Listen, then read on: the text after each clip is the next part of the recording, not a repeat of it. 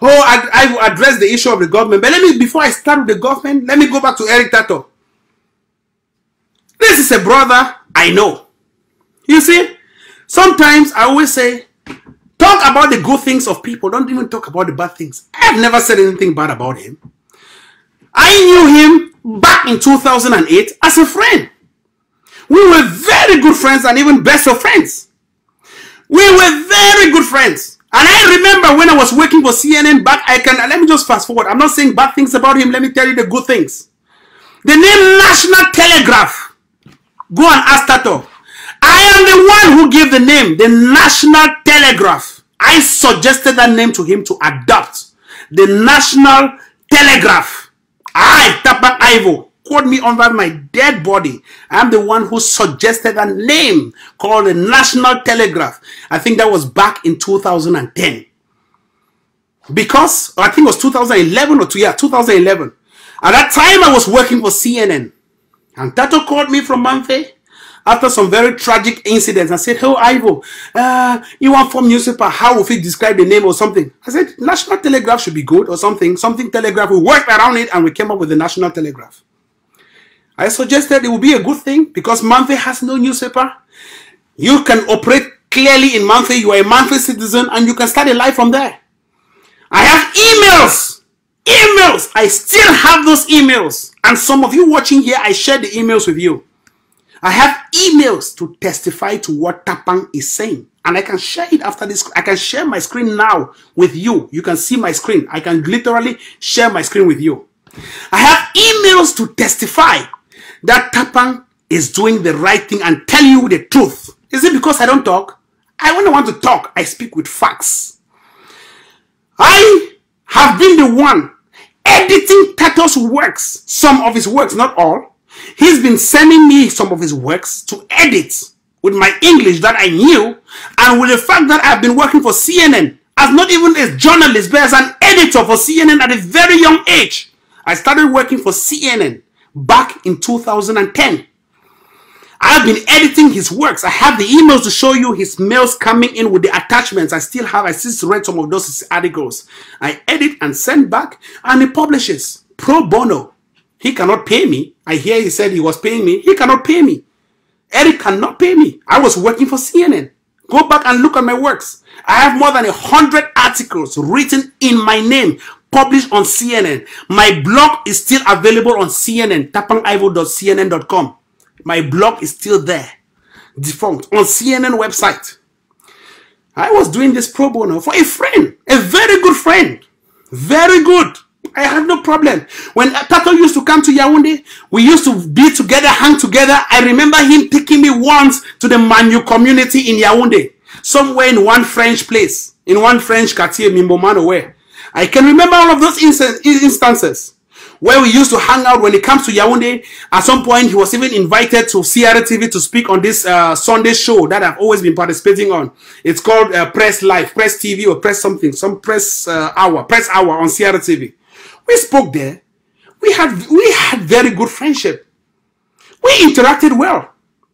I don't want to go into his private lives because it's not important. But I can explain certain things about him that you will not like. But let me tell you the good things about him, because I believe in telling people the good things. But if you push me towards the wall, I can tell you the bad things, because I have facts, I have evidence. But I want to tell you the good things. We came here to the United States. I've already been here. I was a very poor boy, unfortunately. And I can remember some good things about Tato. I remember that back in 2008, I was a very poor boy. In fact, this is the reality. I could barely go to the university with shoes. I could barely have shoes on my feet. I could barely sustain myself in the university. In Boya, not even anywhere in Boya. 2005, when I got into the university. Tato got into the university and we did the same program. We did journalism and mass communications. I did a double program. I did geology alongside journalism and mass communications. I was the only person who ever did social sciences and pure sciences at the same time. And I don't want to go into his private life, but something happened along the way. That was fine. That's okay. Mistakes do happen. But I'm telling you that Tato extended some good attributes towards me. I I can remember the moment when he went and bought a material and sold. You can ask Reverend Epie Wilfred. People thought Tato and I were twins, were twin brothers. In JMC, ask anyone who has been in JMC, ask anyone. JMC is Journalism and Mass Communications.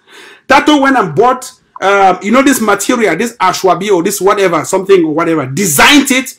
He got to a tailor who sold the dress and the rest and said, Ivo, I'll give you one. Man, you're my brother. Let's just be going to class together with this kind of a clothes. We're dressed together exactly with the same clothes as twins who wear the same design and everything. And went into class together. People always thought, oh, Ivo and Tato were twins. But we're not twins. That was a good attribute of a friend. I could barely survive in the University of Boya. But I was giving him good advice as a brother. But as luck would be it, when I graduated from the University of Boya, I wanted to get into the B. Because I was competent enough, I had the height, I had everything. To get into the B, people say literally I look very short. I'm not short. I'm not short. I'm 6.1 inch, 1 meter 83, 1.83 tall. I was huge. It's now that I've scaled down. I got into the training for the B for 1 week, and God being on my side, CRTV called me. So I stopped my training for the B and went to CRTV. And that is how my family life changed for good. Money started flowing in. They started flowing in. I was in Yaoundé. Worked for the BBC. BBC called me up. CNN picked me up. And I got into the diplomacy, whatever. I don't want to explain my private life here. But that was fine. And ever since Tato and I were speaking on phone, until back in 2013, I guess, when Tato came, no, 2014, I believe, 2013, yeah, 2013. When he came to Yaoundé and visited me once, we went to his Njangi, whatever, in Yaoundé with the Manu community, which was great. And ever since, we've not been speaking.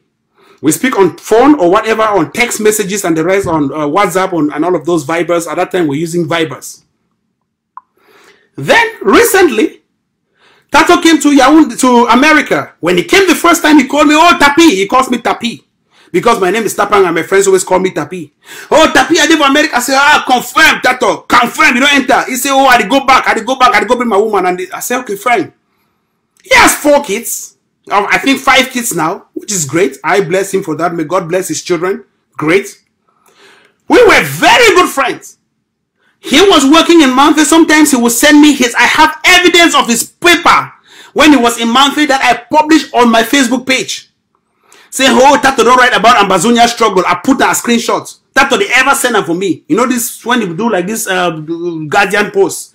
You send to somebody, somebody publishes on his page. I did that. I published on my page. I think Mark had also published. That time Tato was still in Cameroon doing his local journalism, which was great. Came to the United States. I don't know what got into his head. Maybe some devil got into his head and he thinks popularity is all he needs. Everything, just a sudden U-turn. At some point I asked myself, did I ever sleep with Tato's wife? Did I ever, no, sometimes you ask yourself those hard questions. Did I ever sleep with his wife? Or did his wife ever say Ivo slept with him? Or Ivo chatted her? Or did his wife ever say Ivo did this? I don't know. I was trying to figure it out. Somebody asked me, Ivo, now wait really get, now means like, what the boy really get now waiting? Then you call Dr. Fontaine's money. I hear Dr. Fontaine's, I still hear that kind of, you see, let me be honest with you guys. I promise this is going to be a very short edition. I don't even know why I'm talking too much. But let me be very honest with you guys. My biggest regret in this struggle, the biggest, quote me on this particular statement I'm giving you.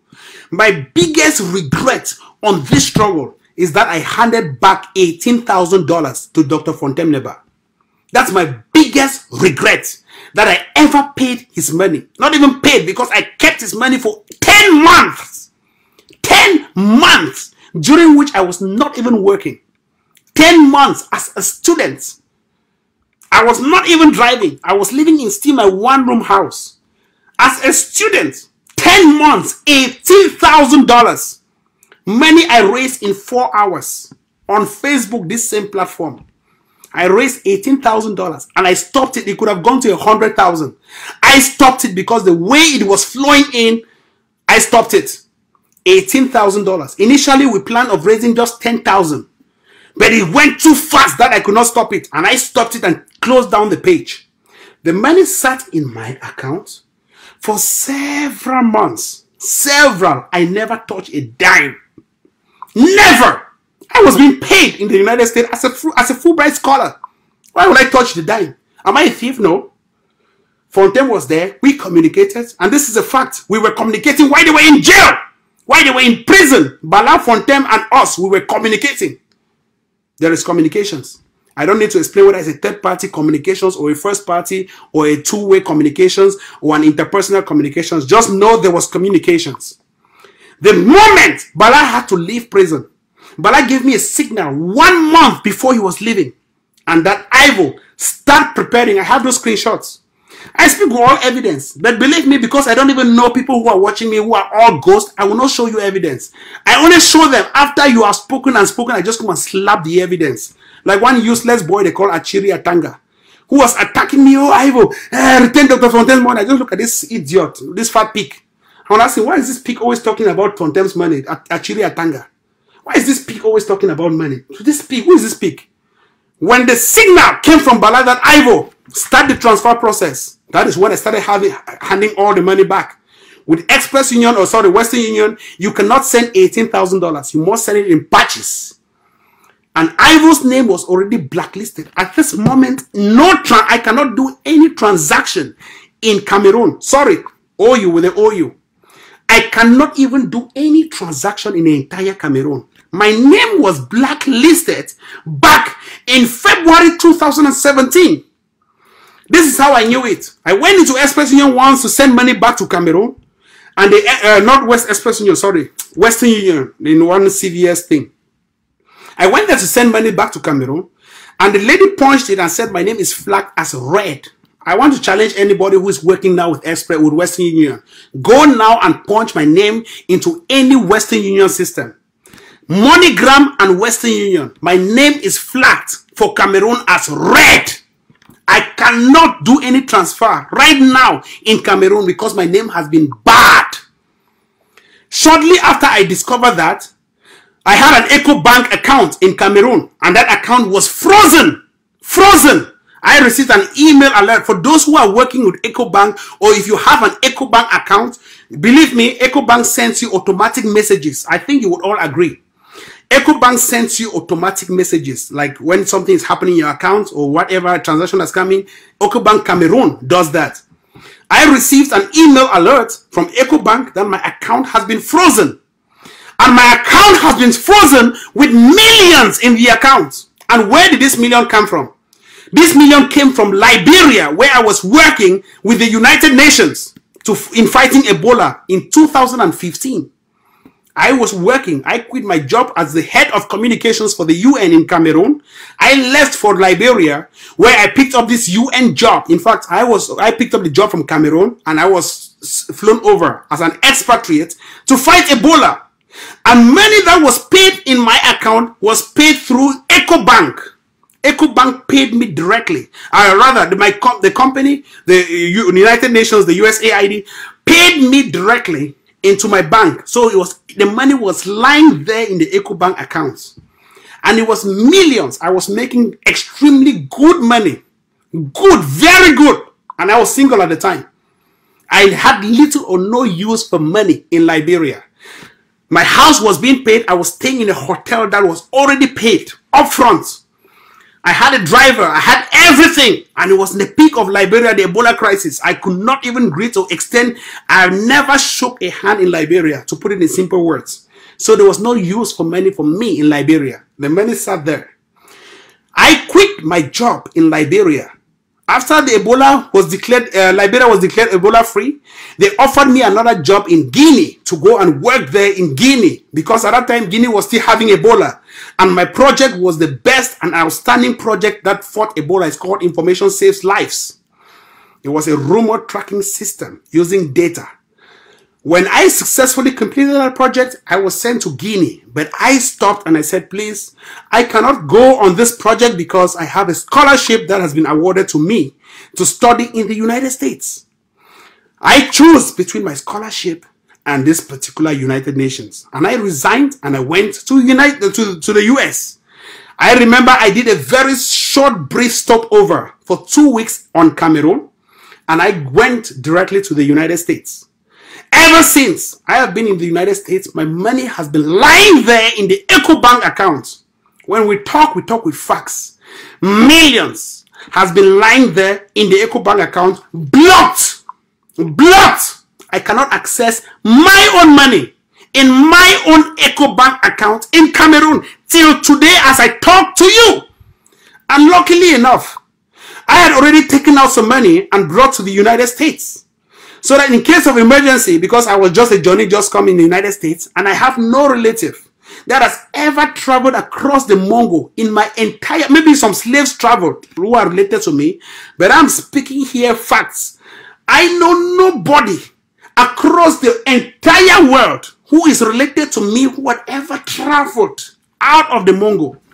I was the only person coming to the United States with little or no family member or even a blood or a small relative. But thank God my only relative right now is my child. My son, Noam Chomsky, named after our professor. However, when I came here, there was some money that I took from EcoBank. But unfortunately, my father passed away in January 2016. I had to go back 5 months after arriving in the United States. I went back to bury my father. That was the last time I ever went back to Cameroon. And my activism, I was going back knowing that I would be arrested because I was already too much into activism, even right from Liberia, and 11 years back on Facebook. I went back, buried my father, may his soul rest in peace, did a befitting burial for him, and came back to the United States. When I came back, I lived my life until this unfortunate incident happened with Bala and the rest. That is when I even got more involved into what I shouldn't have even been involved in. Today, someone jumps in and says, Ivo has embezzled money. $18,000. Sometimes you allow fools to talk. They talk. There's one fat pig on Facebook they call Achiri Atanga. He talk, oh, Ivo thief money. Ivo this is thief money. And we've heard all of those things. When Bala gave me the signal, ask Bala, I wish Bala is watching. Bala will tell you the facts and Bala knows. When Bala gave me the signal, Ivo, start transfer. Pam! That's when I started. And because my name had been flagged as red in all the transaction units in Cameroon, I had to use another party's name. I will not call her name. She started the transfer process gradually. Pam, pam, with the move and the sender, move and the sender, move and the sender, until it was complete. Ever since we took 1 month to send that money, just immediately after those guys left prison, I have not received any thank you note from His Excellency, Mr. with all due respect, Pastor Neba Fontaine. No thank you note, nothing. No one has ever given me a say, Ivo, thank you for keeping this money. But I thank him for one thing anyways. Bala told me from jail that Fontaine Ivo, take 2.5 for Fontaine your money. That's what Bala said. And I thank God he's even free. I mean, you can go and ask him, you can call him, people are talking to him. That's the good thing that I really thank him for. And that's why I don't have any grievance against Dr. Fontaine. My grievance here is the fact that people say, oh, Ivo, till today, you take Dr. Fontaine money. I wish I could have stolen it and nobody would do anything. I wish, that's my wish. But however, when I look at Fontaine and his suffering life and the rest, I said, no, thank God I gave back his money. But left to you, the Ambazonians, I should have consumed all without any remorse. And I don't know, Tapang. I wish I could have consumed all. So that when you talk, you'll sit tired. Because even after I give, you still talk. Now, when I gave it that fat pig called Achiri Atanga, he bent his head in the sand. Because he thought Ivo has embezzled the money.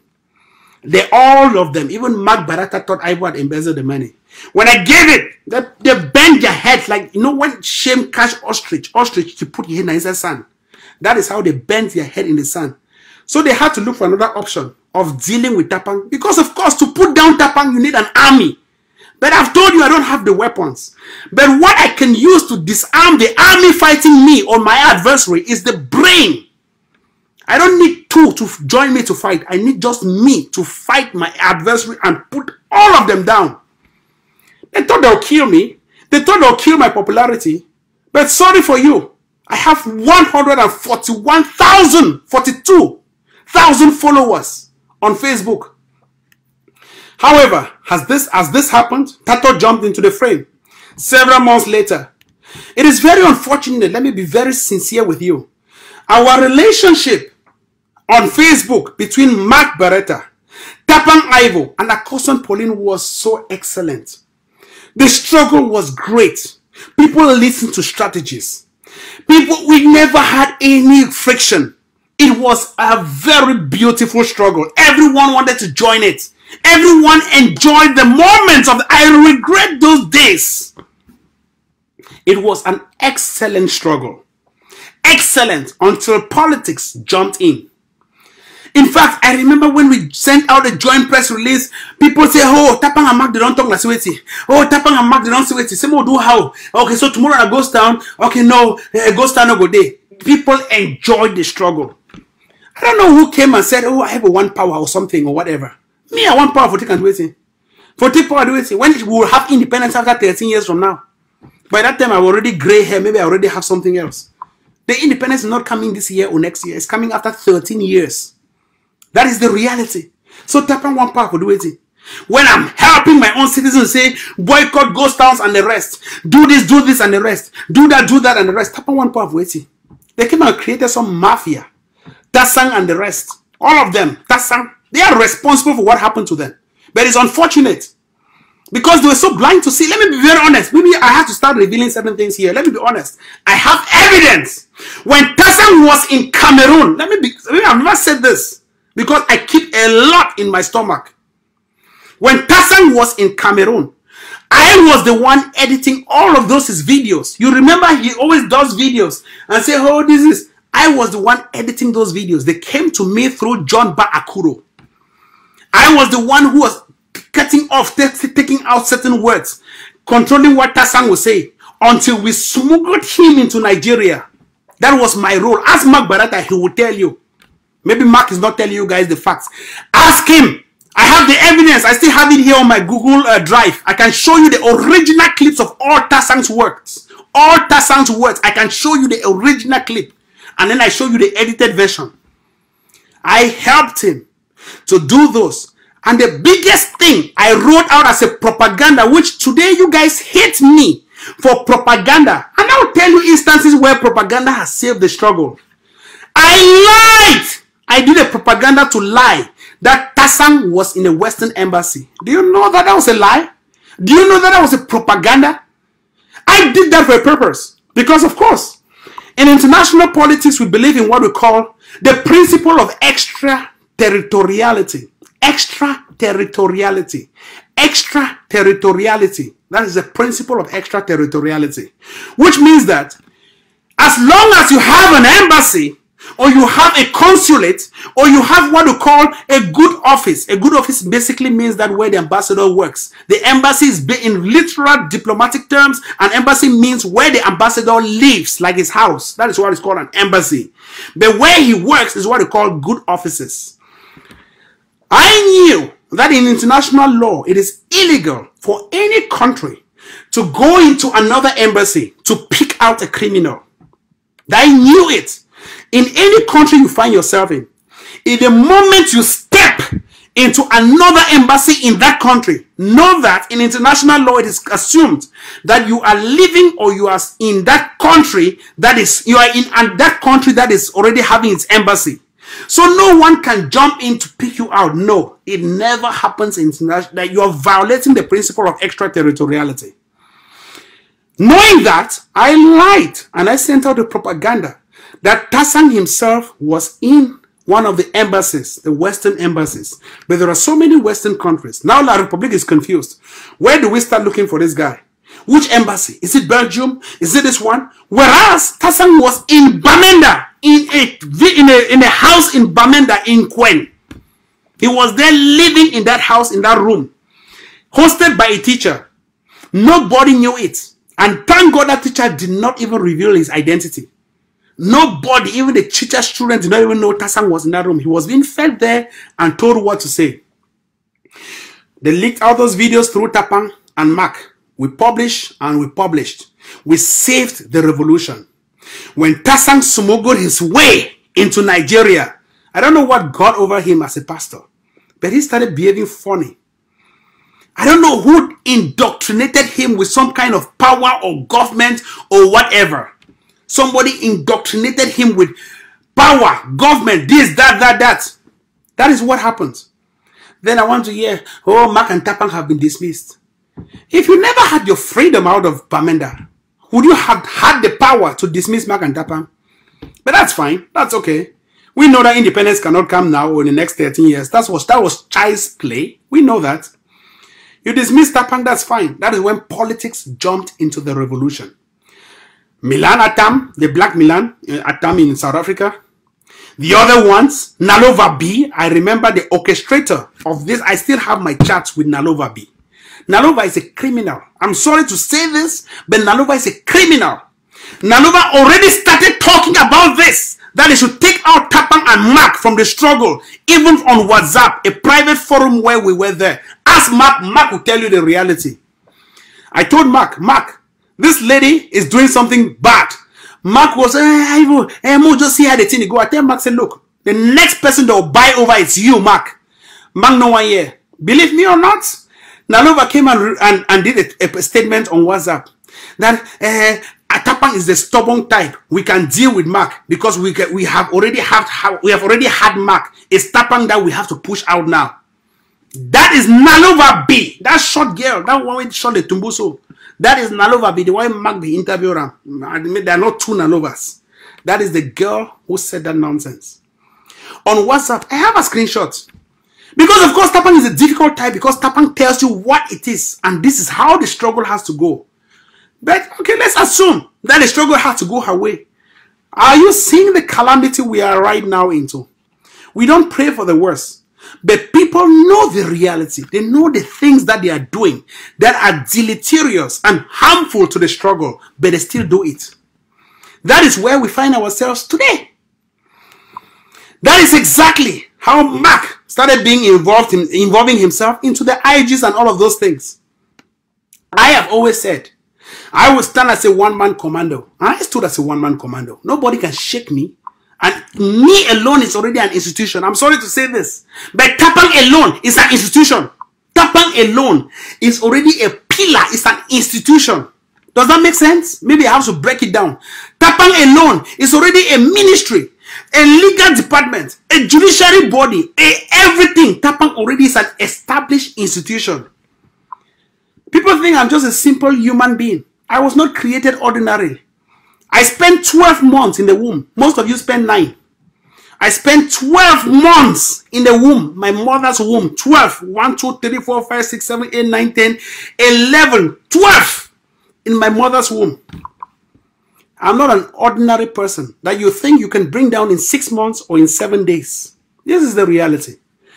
When these people were arrested in Nigeria, may God bless Sisiku Ayoktabe. That is the only president who ever called me. At that time, I was a federalist because of some reasons. Remember, I just came into the United States. I have not even been into my program for 1 year or so. Now, you expect me to stand for nationalism. I will be deported because I am a Fulbright scholar. Fulbright basically means normally under regulations, I am supposed to go back to Cameroon after my program in the United States. This is the fact. I'm on a J1. I was on a J1. After my program, I was supposed to go back to the United States. In fact, I am supposed to go back, no, rather, to Cameroon to transfer the knowledge as a teacher, as a professor. That's the reality. But I decided to stay here in the United States for the struggle. I decided, and I'm still staying here in the United States for the struggle. But this is the reality. Ayuk Tabe knew about my situation, like other people knew about my situation. Most of them knew about my situation. They knew that if I change stance from federalism to nationalism, I will be deported because I violate those laws. And the US, the Cameroon government has the right to demand the US government bring back this guy. And they were already asking, bring back this guy. I have evidence of my own professor, the head of department, writing to me and telling him that he's receiving calls from Cameroon about Tapang Ivo. That is when I knew my professor, Professor J. Catman. J. Cadman called me and said, Ivo, what is happening? I explained everything. I was going through tough times and there was no family member in a village called Buffalo. Very cold, lonely, bored. In a village where nobody even gave me a warm sweater to wear. You don't know what I was going through. In a one-bedroom house. That is what I went through. I had to grapple with studies. And I did not know how to figure out my life. I called Ebenezer Akwanga, Dr. Ebenezer Akwanga. And I asked him, Papa, I call him Papa, he's like my father. He told me, Ivo, if you have any trouble or any trauma, come over to Maryland and stay in my house. That is what Ebenezer Akwanga told me. My wife is here. She likes you so much. She will give you food. Whether you want to my arrow, he will give you. I said, Prof, there's no problem, but I'm just figuring out my way. How can I stay in the United States? Dr. Ebenezer Akwanga said, don't worry. Apply for an asylum or something. God being on my side, I've never applied for an asylum. He sent me the form. I have his email. He sent it to me. I will protect yourself immediately. Weeks later, they started calling again my school to say Ivo should be deported back to Cameroon. That is the reality. Most of you don't know. You just feel that we just come on Facebook to talk. That I should be deported back to Cameroon. That is the reality. I went and I called my Fulbright, my sponsor organization. This is what is happening. And because I'm advocating for change in my country, they want me to go back to Cameroon where I'll be slaughtered and killed. Already there was wanted list everywhere, wanted. I had my first assassination attempt and I had to change my house in Buffalo. I will not explain because I'm not going further into that. But just to let you know, that is exactly what happened. Ayuk Tabe knew my situation. He called me just when he was appointed as president. Hey, Ivo, how are you? Oh, this, how are you? Ivo, this, that. Buffalo is in New York, not Boston. When Ayuk Tabe called me, he said, Ivo, I understand that you are a federalist, but your strategies are all nationalist. This is even more confusing. But I know why you are standing for federation. And I know why your strategies are nationalist. I know with time, you would come back. Of course, because I know where you are standing. But I want to tell you, if there's one person who has your back in this struggle, it's me. Ayuk Tabe, who is in jail, who told me, God being on my side, he is still alive. He would testify. They will testify. Ayuk Tabe told me, and I said, no, thank you, Papa. Oh, half of Nigeria, half family. He said, they're fine. Say, Ivo, let's collaborate. Let's just be, and I have your back. The last time I spoke to Ayuk Tabe was when 2 days ago, 2 days before his arrest, he called me while he was in Maryland and he was drinking with some Cameroonians. He told me, oh, Ivo, are they here among some Cameroonians? I believe those Cameroonians are watching me. Ayuk Tabe called me and said, Ivo, you did on loudspeaker, on WhatsApp. I was in New Zealand at that time. I went for a doctoral research program in New Zealand. At that time, I was in New Zealand. When I picked up that call, it was very early in the morning. You know, New Zealand time changes. I said, oh, thank you, sir. I said, oh, you say the America. He said, yeah, Ivo, you didn't side because he came to LA and said, Ivo, please come to LA and visit me. I said, Prof, I cannot come to LA. He said, oh, where are you? I said, no, I am right now. I talked to this. He said, okay. He said, whenever I come again to the United States, I will drive and come and visit you. That was his conversation. Ask him. I pray he has a cell phone in the jail. He can tell you the facts. I pray his wife even knows about it. She will tell you. I spoke with him. He said, oh, I don't bother. I have your back. I say, I know if you come to the United States, I will not call you. I say, yeah, thank you, miss. Thank you. Little did I know 2 days later, he would be arrested. Or he would be kidnapped, not even arrested. That's the only president I ever spoke to who ever called me. Then, suddenly, 2 days later, I heard he went back to Nigeria. When he went back to Nigeria, something happened. I hear he was picked up. Ayuk Tabe, I could not believe it because I said, there's one guy who was his bodyguard, Mbariku Sebastian. Mbariku said, Ivo, they don't take Sisiku. I said, come on, you don't want to joke. No, like Sisiku, I talked here 2 days ago. He said, they don't take Sisiku. I said, Sisiku. And these are Sisiku's last words. I swear again by my blood. Ivo, Ayen Yaounde is looking for me. But if they ever catch me, I know say if one person they go fight for you, na Tapang Ivo, he go fight for you. That is what Sisiku told me. Tapang, who was not even a Skakuf member, who was not even a nationalist, who was a federalist.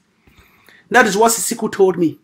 That Ivo, I know you deep inside, and I know that if I'm arrested or if Yaoundé catch me, you will fight for me. That is what Sisiku, I swear by his life. Then, 2 days later, he was caught by some gangster regime of La République du Cameroon. Tapang Ivo had to figure out a way. If the roster catch Sisiku and the rest, Tapang Ivo had to figure out a way. But thank God, God being on my side, I was protected by a very good lady in America. Protected. We fell in love. Everything was okay. Everything is okay. And that is how I changed my route. I will not explain further.